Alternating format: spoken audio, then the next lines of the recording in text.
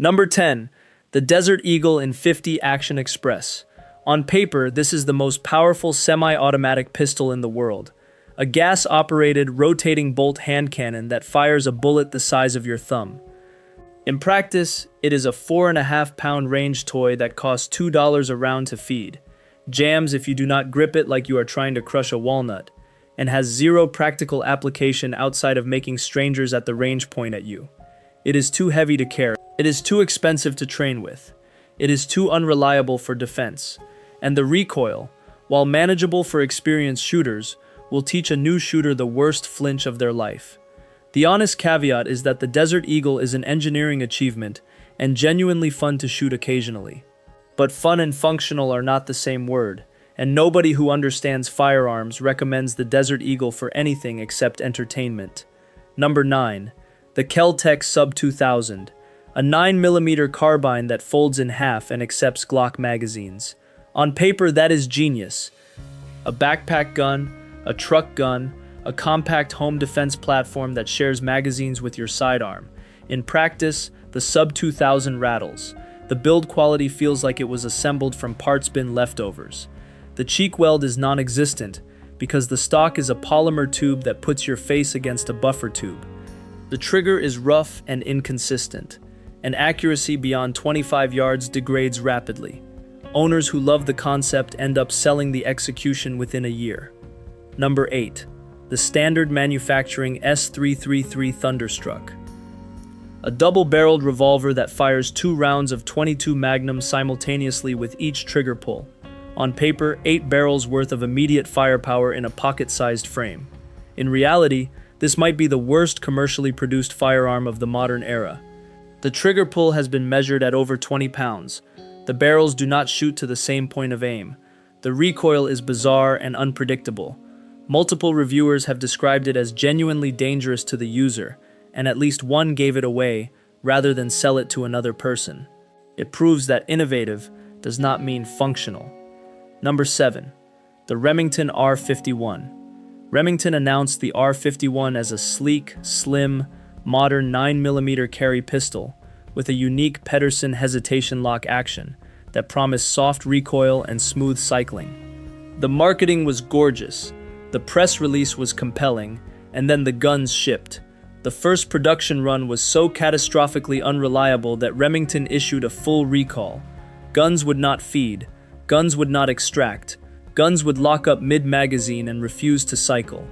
Remington pulled them all back, promised a redesigned version, and when that version finally arrived, reviewers described it as improved but still not competitive.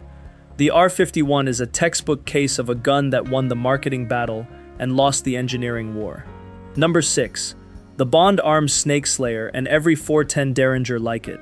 2 rounds of .410 shot shell in a pocket-sized over and under Derringer.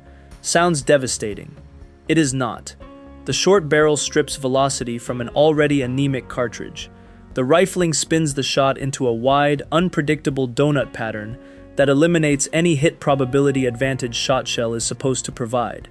Birdshot from a 3-inch barrel at defensive distance will not reach the FBI minimum of 12 inches of penetration in ballistic gelatin. You have 2 shots, a brutal trigger pull, and the ballistic equivalent of throwing angry confetti. It is a snake gun.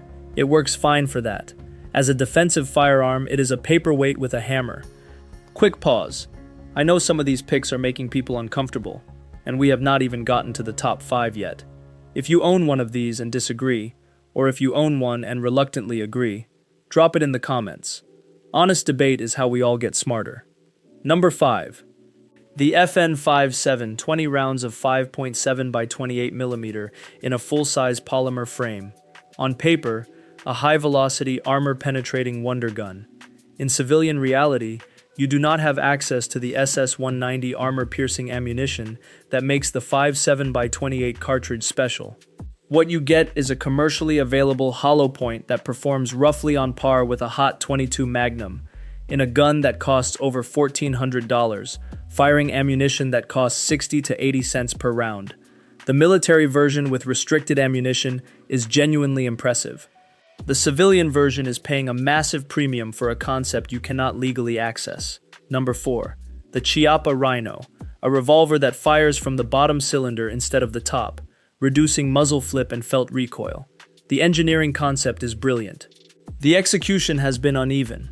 Early production models had firing pin failures, timing issues, and a decocking procedure that is genuinely dangerous if you do not study it carefully.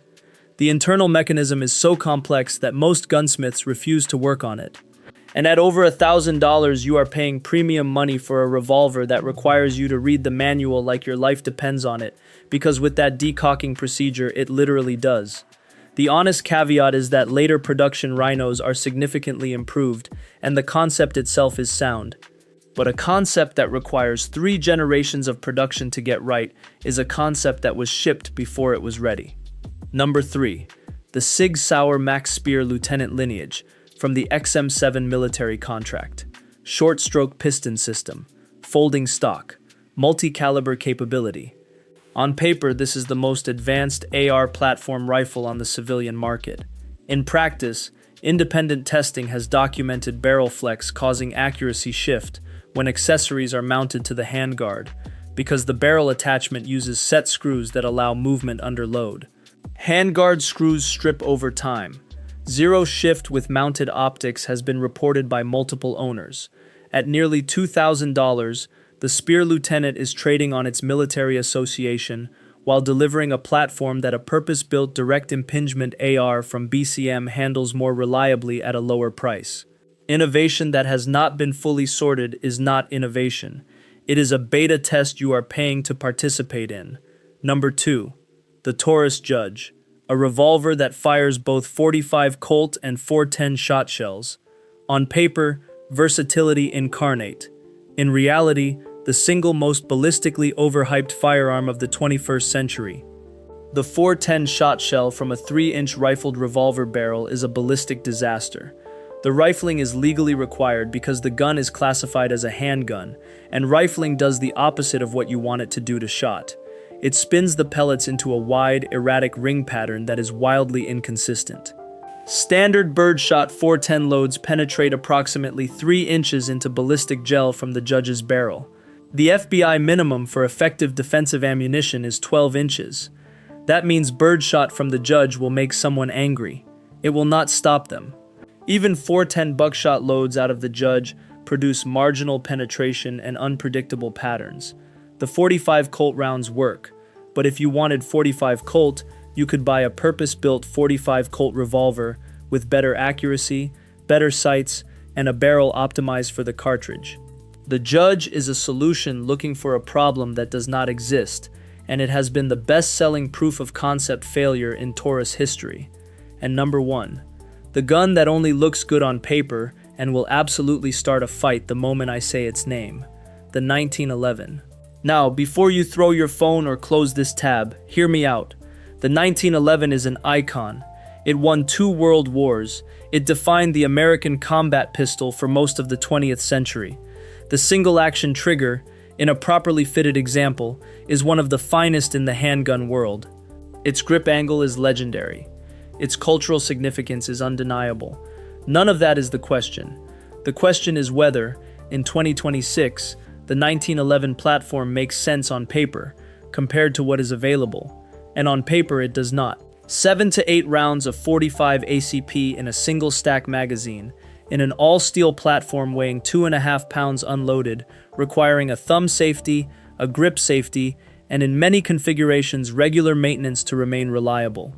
Compare that to a modern compact 9mm that holds 15 to 17 rounds, weighs half as much, requires no manual safety, digests any ammunition you feed it without complaint, and costs $500 to $600 instead of $1,000 or more for a 1911 built well enough to actually run. The response is always the same. But the trigger, but the .45, but the feel, and all of that is real. The 1911 feels special. It shoots beautifully in the hands of someone who knows it. The honest caveat is that a high-end 1911 from a quality builder is one of the most enjoyable handguns on earth to shoot. Nobody disputes that.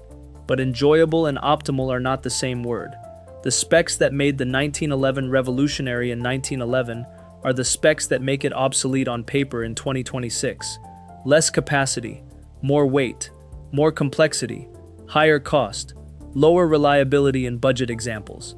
And the passionate community that defends it with religious fervor is defending a feeling, not a spec sheet. The feeling is valid, the paper is not. And that is the principle that ties this entire list together. Every gun on it was sold on a concept that sounds extraordinary in description and underdelivers in execution. The lesson is simple. Do not buy a spec sheet. Do not buy a concept.